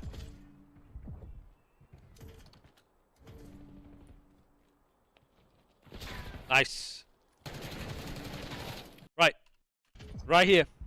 You need to recognize your team spawn in P2. When your teammates are spawning P2, they're going to get parallels towards you. Wherever the mass of teammates are, they aren't going to spawn parallel to that mass. They're going to spawn parallel to where the mass of your teammates are not.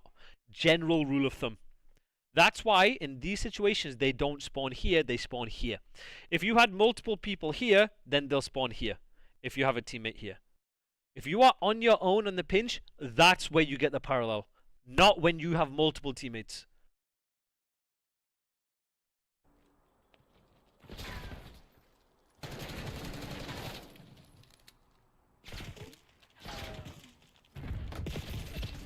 And then 6, you got to be turning around and understand, right, they're going to be here. Micro bump, guys. Take the fights together. Fight together. Fight together. We fight together.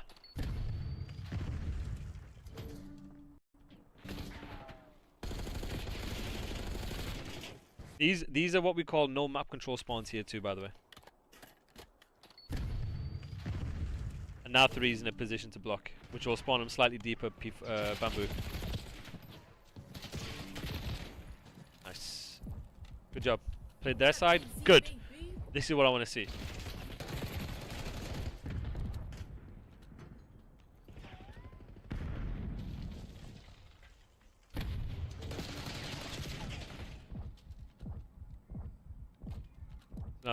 Oh, look at that flip.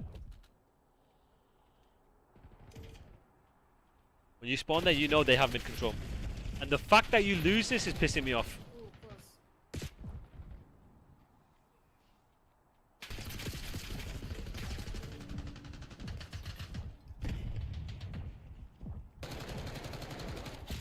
I mean, this is fine.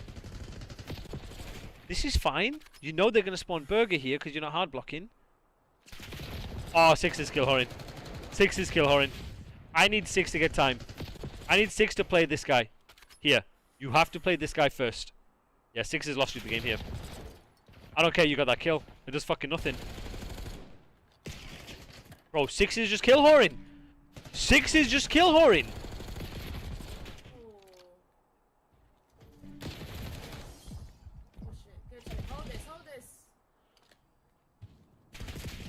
Kill efficiency right there on the P1. Tell me you win this. Take routes, take routes, take routes. First guy, yeah. You can hit through front. You can hit through old if you want to. Yeah, you're going to lose this. You guys aren't going to wait for each other on the P2s. You're going to lose this. Do a 3-1-7. Don't do anything 7. There's the first guy. Now you can activate. 7 activate. 7 activate. 7 activate. Do something. You lose this?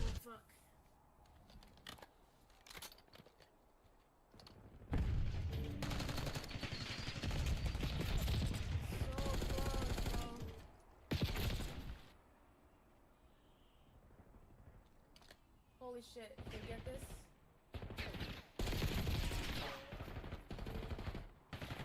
Nah. Let's go! No! Sam at the About goddamn time, but Jesus Christ, what was that P2 setup? Good break. Good patience. Good job doing something together. Fucking 6 and 8. Good job hive minding. Now QRP. He gets a 2-piece. Now we bank. How the fuck do y'all lose it from me? Now I need 7 go. 7's gotta go. You got a clean wave? 7's gotta go. This is 7's fault if you nearly lose this. The fact that 7's fucking staying alive doing nothing is pissing me off. He's gotta go. Go. Do something. Get info. So shit like this doesn't happen.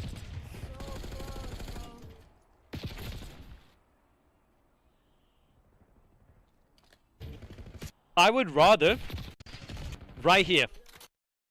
It's a clean wave. I want